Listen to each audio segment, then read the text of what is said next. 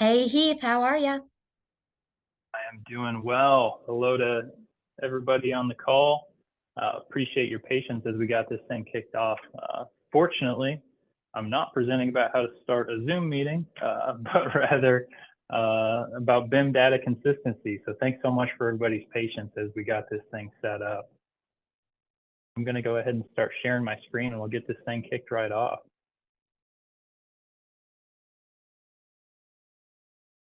All right, is everybody with me? Yep, looks great, Heath. All right, fantastic. So first of all, once again, thank you so much for everybody's patience as we got this thing kicked off. And thank you for joining for what I hope is going to be a really engaging discussion about the importance of consistency in your BIM data in order to help all phases of a project. So I want to extend a special thank you to the team at Evolve for hosting this and for having me on today. It's been a pleasure so far, and I just hope I don't let you all down. So a little bit about me to get things started. I started my career in 2011, working on substation and distribution engineering and planning. But in 2013 is where I really consider it my start. And that's where I was working at a regional electrical contractor who placed a really heavy emphasis on leveraging their BIM models for prefabrication and project planning. At this position, I had the unique opportunity to sit right next to the prefab shop, right next to a foreman who would actually bring me out into the shop to show me how difficult some things were to do, or even impossible despite what the program was showing. And so while those conversations weren't always fun or comfortable, I am incredibly grateful to have had those experiences because it really helped me learn a lot. In 2018, I founded VDC Specialists, which is a virtual construction and BIM service provider headquartered in Lawrence, Kansas. Since then, we've worked on tens of millions of square feet worth of projects that include over 11 million square feet worth of data centers, 4.5 million square feet worth of labs and hospitals, and another 10.5 million square feet approximately of other complex commercial and industrial projects, primarily with electrical contractors all over the US. In 2022, we expanded our footprint and opened up an office in Dallas, Texas, in order to keep up with demand from our clients and to ensure that as we were hiring, our standards remained really high and we keep on getting the best and hardest hitting team members. Today, I maintain full ownership of VDC and my focus is on continuing our growth and priding ourselves on the fact that over 85% of our clients today are repeat clients, which is honestly the biggest compliment that I can get. And I take a lot of pride in that. It tells me that we're doing something right. So today, we're just going to be going over data consistency throughout each of these steps that ultimately culminates to a streamlined workflow to drive better results for your entire project. So basically from initial modeling all the way to field installation, trying to call out potential pain points and resolutions for each of these 5 phases. All right, Marina, did we have a poll for this one? Yeah, absolutely. Let's send that out. Perfect. So we just launched the poll. Modeling, do you know exactly which parameters need to be in each family category to enable proper takeoff? Yep, absolutely. And so your options for that are, yeah, we have set standards based on category for the critical parameters, or I know we need to, but Bob over there doesn't. Or are you telling me that text notes on each drawing aren't the best way to do this? All right. So as you all are voting for that, I kind of want to break this down into different categories, right? So for your initial stage with the modeling, it really starts with your Revit operators, your BIM coordinators. And what I mean by that is really anyone who's working within Revit on a daily basis. So strong standards are required in order to ensure the consistency is maintained throughout the entire team so everybody knows what to do with each data point. So I break down these data points into 2 different categories. You have driving data, which is how your modeling team manipulates each component to obtain their desired result on a daily basis as they're working in Revit. So with that, think of things like checkboxes, drag handles, manual input fields, things like that they're manipulating every single day as they're modeling. There's critical data, which are the key pieces of information that will be extrapolated for further use. So think of things that you're going to use in tags, quantification, schedules, all that kind of fun stuff. These two are not necessarily mutually exclusive. I will note that. But in the example you can see on the screen, you can see the driving data informing the critical data to get consistent outputs with minimal input from the operator, right? So that way they don't have to cycle through all these potential options. They just put in what they need to in order to get the modeling task done, and the data updates on the back end, okay? And then having these standards also results in cleaner families and less confusion, ultimately resulting in better information. Now, I've seen some contractors where they have a parameter named conduit underscore length, and they have another parameter called conduit space length, and another parameter just called length. And in different spots on the project, they're all reporting what should be the same information. And of course, doing that just makes it a lot harder to collect good, coherent data. And it's really important to overcome that kind of thing.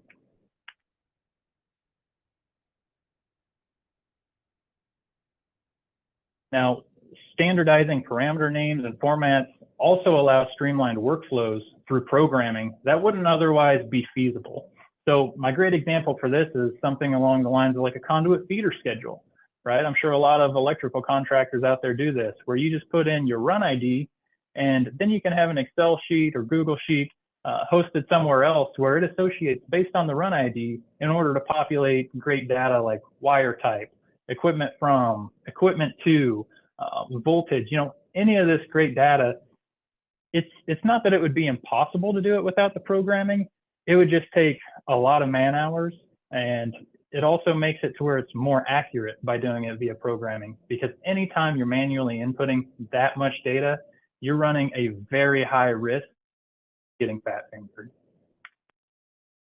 And standard families are great, but project specific needs occur all the time, right? And so I encourage you to understand how to efficiently create or modify provided content to align to your standards. So one example that I have is this manufacturer's lighting family. So I downloaded this directly from a manufacturer's website, and I didn't just want to dog on one company. So I did redact some information. But as you can see, looking at this, this has every bit of information that I have never cared about, right? Within this family, there's not any shared parameters, so there's no way for me to tag or schedule what I do care about. However, looking at this, it does have the number of fins on the fixture.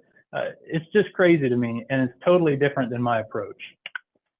So here's the simplified version of this same fixture, but all of these parameters are shared parameters. So I can easily tag, schedule, create BOMs, all that fun stuff. It's covering all the core information that I care about as a subcontractor, right? I have a nice clearance space, so that way I can make sure that I'm not going to get shadowing. My exterior dimensions are accurate, and we can input all sorts of information in here for the scheduling. You just want to make sure that you have these standards, and they're most easily controlled, honestly, within your Revit template. And this ties directly to your shared parameters files, which you need to dedicate the time to curating, organizing, and updating. Revit 2023 actually made shared parameters a lot easier to control. They have a new web-based platform called Parameter Service, which I think is a huge upgrade as compared to the old way with text files, other things like that. And this becomes more and more critical as your team grows. Right, it's very easy for you, being the one to do everything, to understand all the nuances and quirks of each family. But as your team grows or you onboard more people, it becomes very apparent very quickly if you don't have these standards, and things can go off the rails. All right, Maureen, I think we have another poll for this one. All right. Or did we want to discuss the results from the last one? I'm not quite sure how that one works. Yeah, if you take a look, you should be able to see the results. We had 41% respond, saying that they have set standards. 23% of you said, I don't know what we need, but Bob over there does. And 36 of you said, are you telling me text notes on each drawing isn't the right answer? Yeah, I mean, I think we all know that the text notes is is obviously painful. And the example of Bob not knowing is really me calling back to that example where, just because you know something doesn't mean your whole team does. And that can really hamstring your operations and limit your potential. So that is great that quite a few of you responded that you have this stuff locked down. So kudos to you. I know it doesn't happen on accident and it takes a lot of work. So great work out there. With that, I believe we have another poll ready to go for this set. So yeah, the question is, do you know exactly what your field team wants to see on install drawings?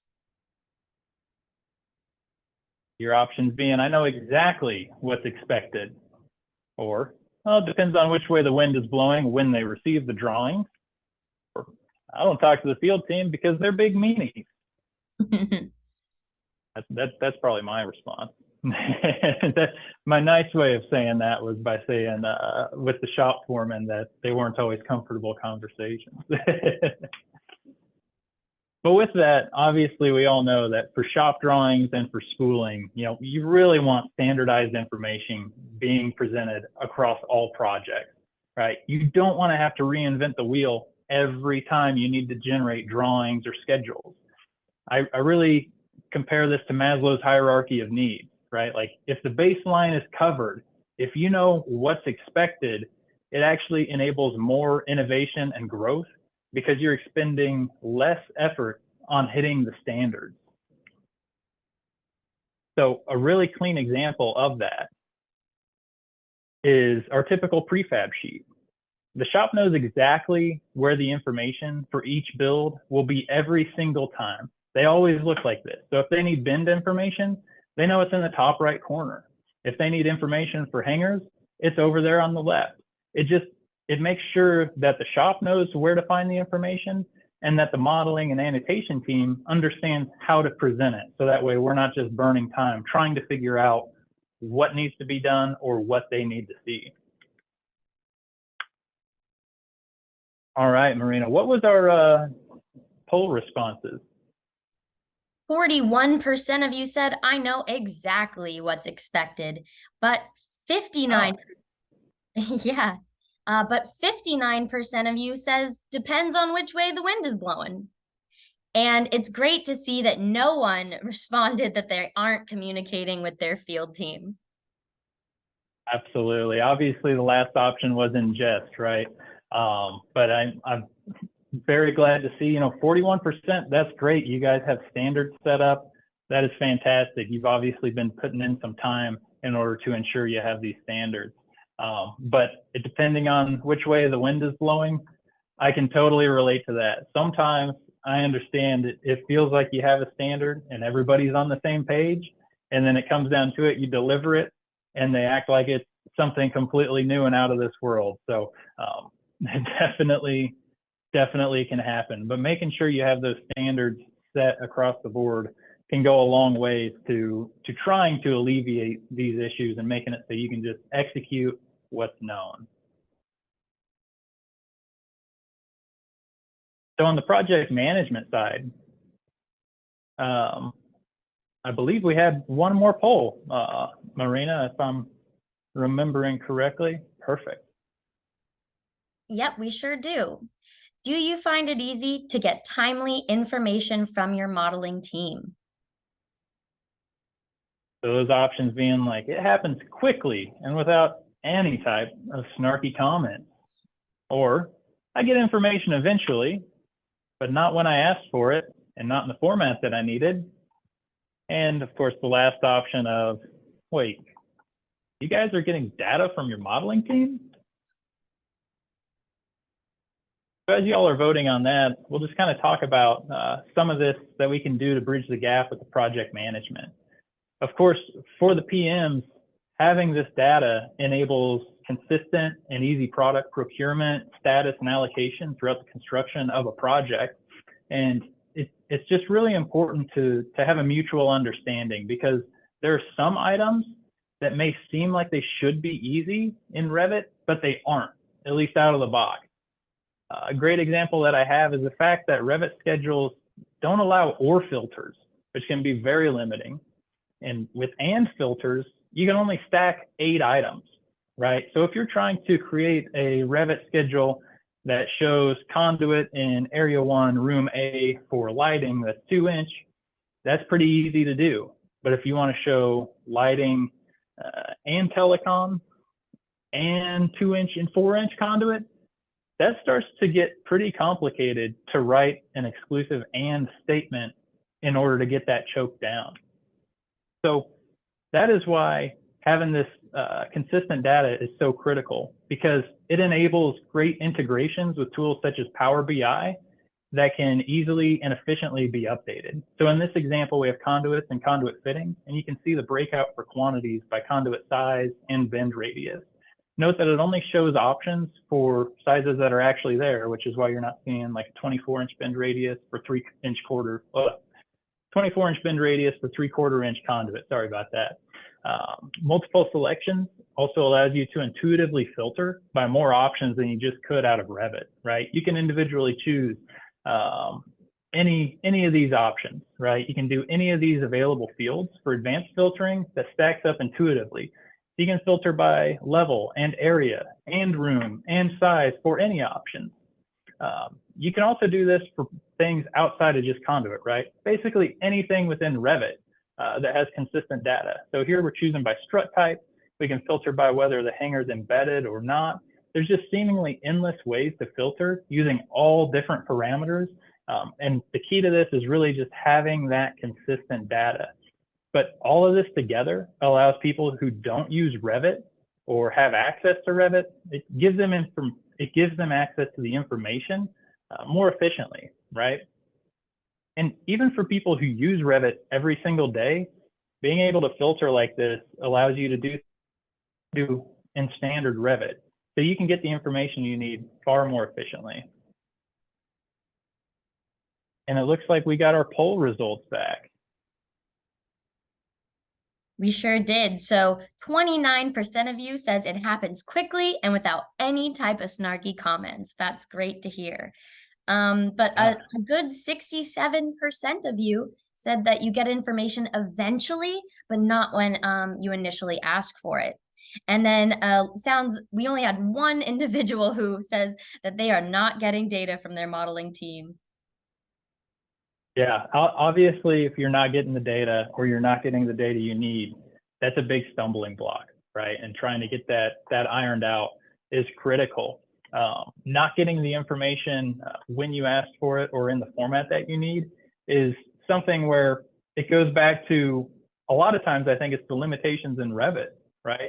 It can be hard to extract all this information. So for what seems like a simple data pull, it can require the creation of multiple different schedules, which consumes time. And on most construction projects I'm on, time is not something that we have the luxury of in most instances. So having something like a Power BI dashboard with that data can really help alleviate those pain points. Just one tool that can be used and just one good clean example that I have for you. Now for prefabrication, I firmly believe that standardized information allows automated workflows, which allows standardized deliverables, right? The last thing you want is to have to manually manipulate data on every single project. And you also don't want to have to relearn the plans for each project. So one thing I want to note here is that I really encourage consistency of workflow, not of product. So the mass customization mindset. And that can be done more easily by having these standards, particularly for really complex information, such as hanger tags, which can utilize shorthand to relay a lot of information in a really compact tag. Another great example is alphanumeric codes for box makeup. So this screenshot right here contains makeup information for 309 devices in a coherent format that requires very little effort to collect and share to your team. Now, admittedly, this alphanumeric code may take a moment to get used to, but a skilled prefab shop who is used to seeing this information can easily adapt and digest this in order to create great products. Now, in the field, the beauty in this is they'll know what to expect, right? Kind of like in the shop. It provides a baseline. So even if they have custom requests, it doesn't mean we can't do those custom requests. It actually enables us to have a better conversation by having a known starting point so we can have more productive conversations, right? So instead of listing everything that is already baked into the standard, we can just talk about what do you want to see that's different. It makes it a much shorter and productive conversation. It enables better communication, right? So if issues do arise, the field team will know where the information should be, so we can be speaking the same language. And similarly, it allows for easier information collection. If you have to issue RFIs or follow up from discrepancies that might happen in the field, everybody understanding what information should be where just enables a lot better workflows. And when this all comes together, we get amazing results with models that feed directly into the success of teams in the field that makes the entire process faster and more efficient for everybody involved. So at this time, I wanted to open the floor for any questions that may have came in or any questions that you may come up with now before we all call it a day here. Yep. So please, if you have any questions at this time, please use the Q&A tool to submit those questions. I've got one for you to kick us off, Heath. Are there any solutions or software tools that you and VDC Specialists use to monitor and enforce data consistency? Yeah, so honestly, we have a lot of in-house tools that we've developed. But I mean, your team at Evolve certainly has some great products in order to help someone who may not have the team or the management to build out all these components. Using Evolve is certainly a great starting point, and we'll put you light years ahead of trying to do it from the ground up. There's so many options out there. Each one seems to have some benefits and some downsides. So it really just kind of depends on what your use case is. But I would just encourage everybody, don't look at the product and try to make your systems fit. Think about how your process works and find the product that works best for you. Does that make sense? Yep, absolutely. All right, we have one question from the audience here. What is the best way to get model data into Power BI? Yeah, so there's a few different ways. At the most basic level, you can just create Revit schedules that aren't filtered, and you can just export those on a consistent basis, where then you can do the import and filtering within Power BI. You can dress it up a little bit depending on what your capabilities are by actually going through the API, which can be a little bit more efficient, but there's certainly a learning curve for that. So at the fundamental level, just creating good, clean Revit schedules. Like I said, not worrying so much about the filtering because Power BI can do that on the back end. That's great, thanks. And what would you say are some common sources of data inconsistency, and how would you recommend avoiding those? Yeah, I mean, my light fixture example, I think, is going to take the cake on that one. Really, anytime you are bringing in Revit families from anywhere outside of your organization, that should just put you on high alert, right? Because there's no way they have your parameters baked into that. So it's not that you can't use outside families. There's absolutely a use case for that, but make sure you have your process nailed down. So when you bring in those families, you're updating them. You don't just want to use them as is. You want to make sure you're getting the information that's critical into a format that aligns with your standards so you can schedule, tag, do all that kind of fun stuff. So you're hitting that critical data. That's great, thanks. We have another question from the audience here. Are you exporting on a consistent basis manually, or is this something you're automating? That's probably going back to the schedule thing. And that's where, using the API tools, there's ways to extract it regularly.